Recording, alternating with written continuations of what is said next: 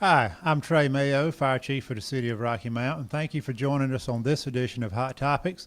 Today we're filming at the Fire Department's Life Safety Complex. It's located on the corner of Church and Hammond in downtown Rocky Mount, right behind the train station.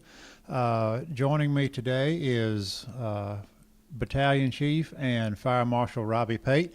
Our backdrop today is the Rocky Mount Fire Museum. If you can see behind me through the glass, there's a fully restored 1898 Silsby steamer in the background. It's one of about 300 approximately that still exist as fully restored units in the United States. Please stop by during regular business hours. 8:30 to 5, Monday through Friday, and by appointment on the weekends, and view some of the artifacts that are included in the museum behind me. And we also have this museum open for special events that are downtown, like car shows and the barbecue throwdown and other events that are hosted by the City of Rocky Mount downtown. So come down 404 South Church Street and view all the items that are available that are on exhibition in the Rocky Mount Fire Museum. Today, Robbie, we're going to talk about stovetop fire stops. But before we get into the device proper, let's talk about some of the statistics that surrounding cooking fires. Nationally, we know that about 40 or 41% of all residential fires start in the kitchen. In Rocky Mount, that number is 52%. So we have a pretty significant problem with cooking fires in Rocky Mount, and it is almost always due to unattended cooking. That's right. We see somebody come in and put something on the stove to prepare an evening meal perhaps, and the doorbell rings, the telephone rings, the baby cries, something happens, the dog needs some attention, whatever, and the person who is cooking leaves the kitchen and takes care of whatever that other item is that has come up unexpectedly, and the unattended cooking results in a fire in the kitchen. And if we don't know about it and don't get there quickly enough, that fire can extend out of the kitchen into living areas of the house, and it makes a mess. At a minimum, you get smoke infiltration in most of the rooms in your house. It gets in the walls, it gets in the carpet, in the upholstery, in your clothes, and that smoke odor and sometimes the staining from the smoke is very difficult to do away with. Yes.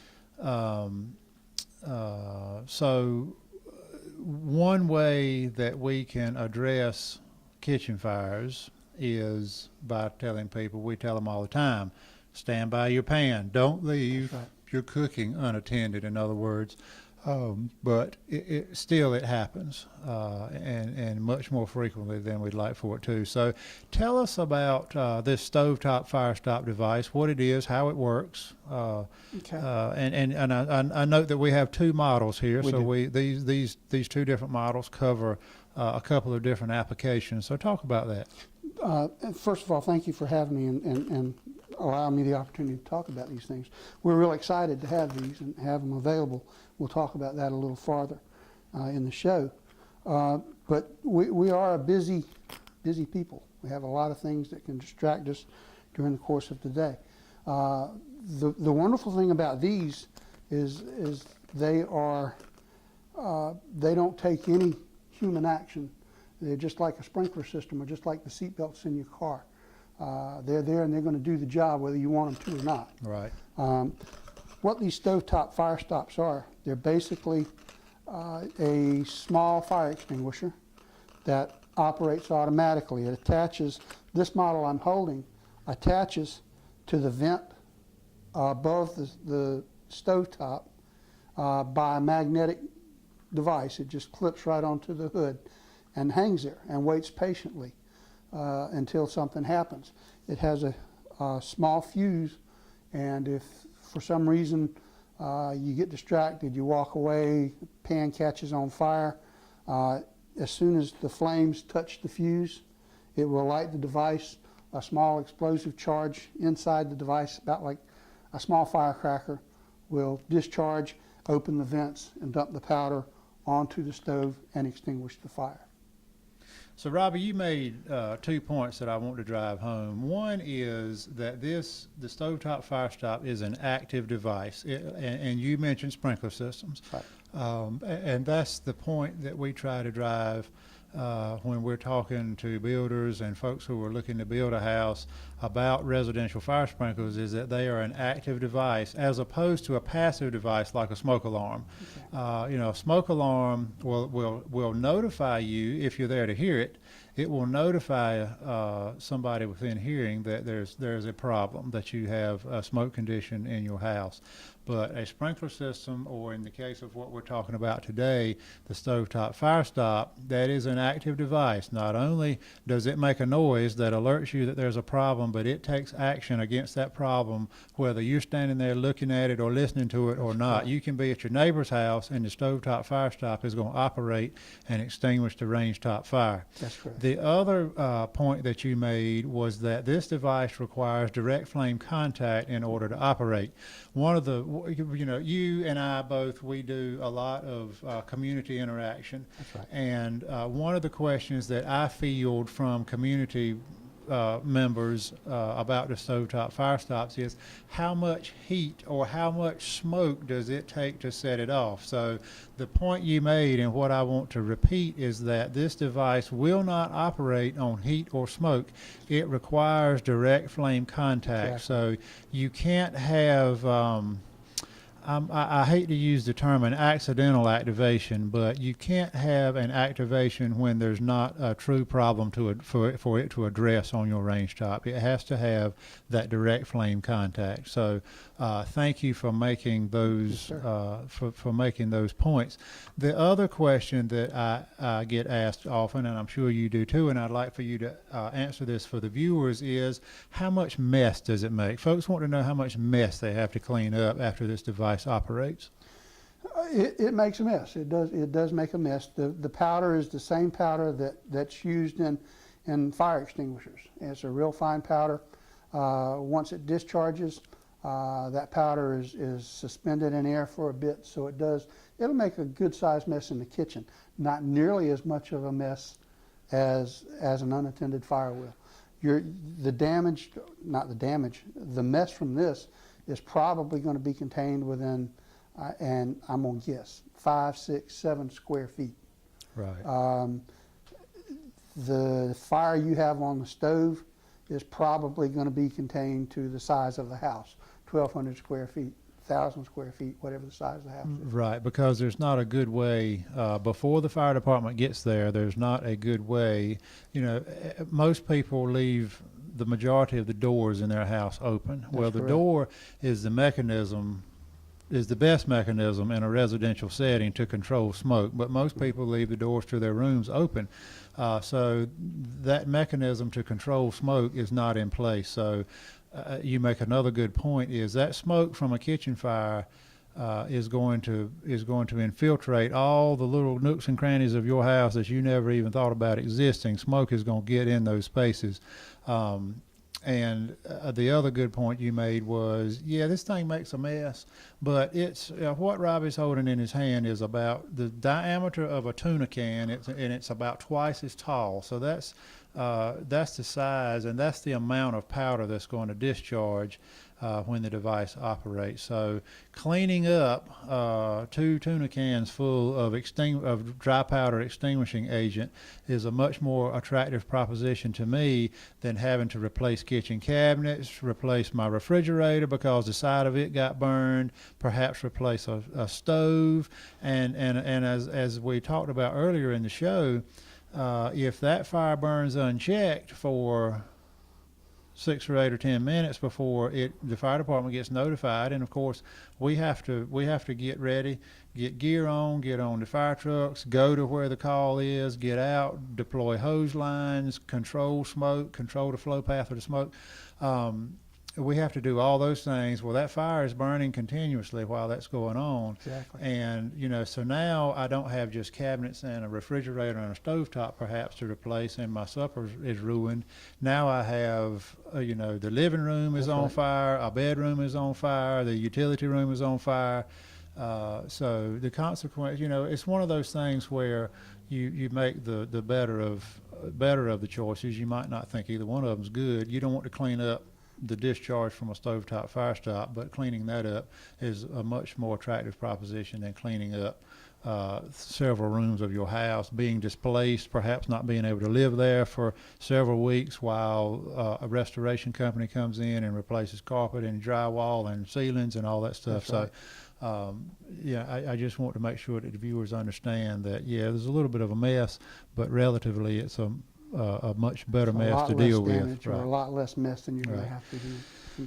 Now, you talked about the way that it sticks to the underside of a vent hood with a magnet. We also have models here that are made to protect the range top for those folks who have a microwave over their range. These are a little more sophisticated, a little more expensive, but this is the device they have for that over the range microwave application. So just quickly tell us how difficult are these things to install?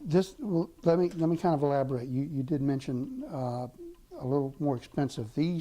We're able to provide these for a cost of $40 per pair.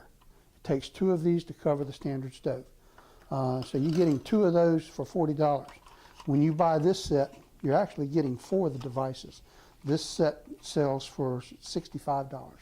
And more your modern conveniences now, more your houses now are built without a vent hood over the stove. They've got a microwave oven or some type of oven, whether it be a convection oven or whatever, usually mounted above the stove, and these are not suitable for that.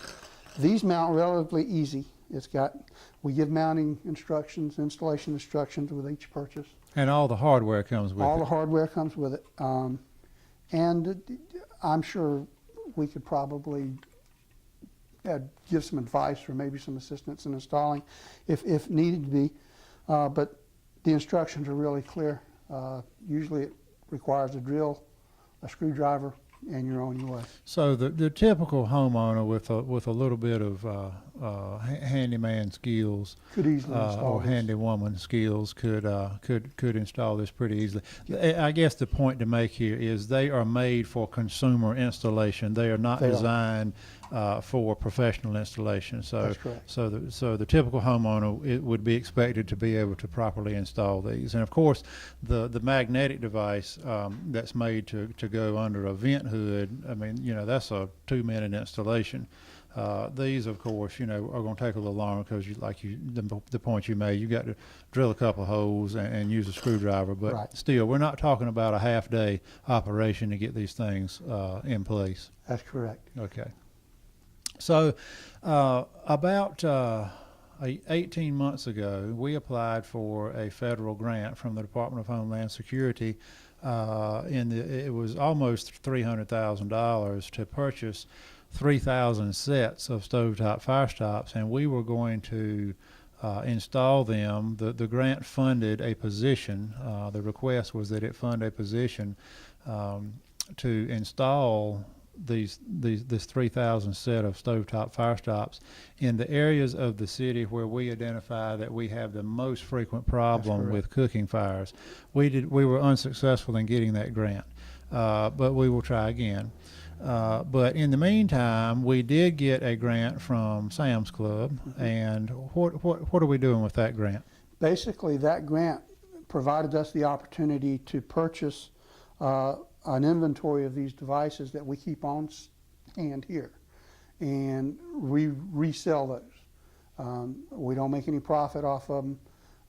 We sell them for what it cost us to get them. That $40 a pair and $65 a pair, that's our cost. Right. So that grant provided us the opportunity to establish an inventory. As we sell these devices, we'll turn around and purchase more devices so that we'll maintain an inventory all the time. Got you. So we buy them in case quantity. That's correct. And we sell them at a cost at our replacement cost, in essence. That's correct. We sell them at just enough to be able to replace what we have in inventory. So that's about as cheap as anybody would be able to. That's cheaper than anybody would be able to buy them, either in a retail store or online. I'm glad you brought that up. One of the issues that we ran into with this a lot of times is there was not a local business that maintains this inventory.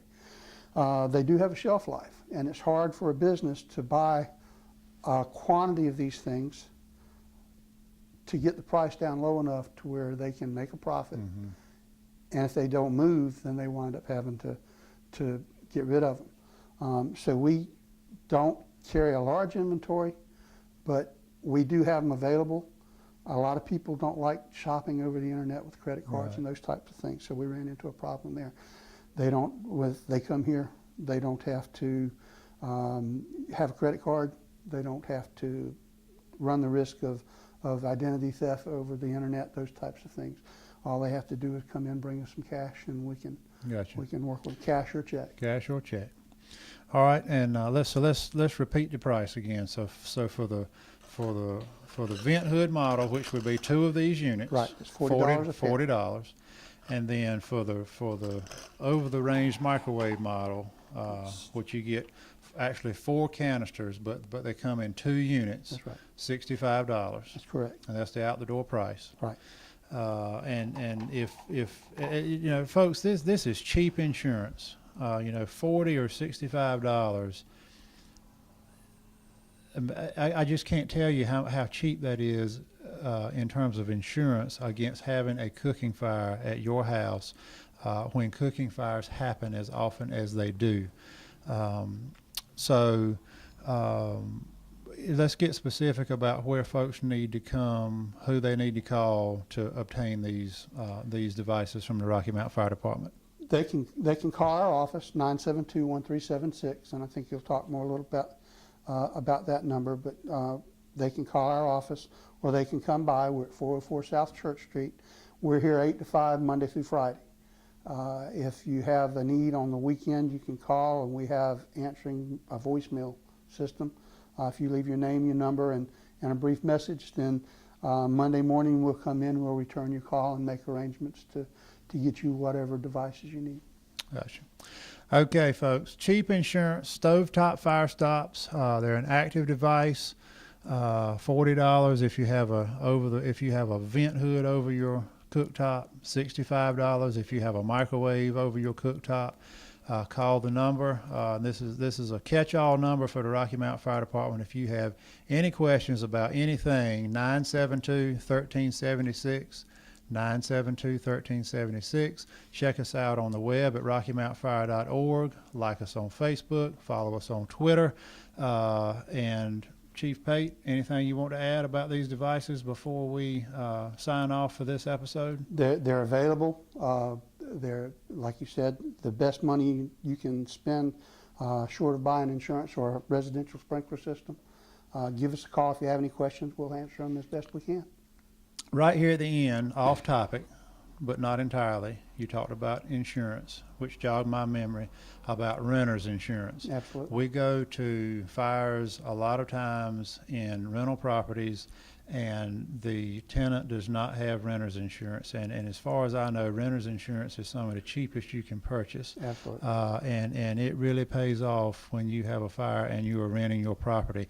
You know, a lot of people think if they are renting and the landlord has insurance that your belongings are covered, and that is not correct. No. The landlord's insurance is covering the physical property. Exactly. Your contents as a tenant are not covered. So talk to your insurance agent about renter's insurance.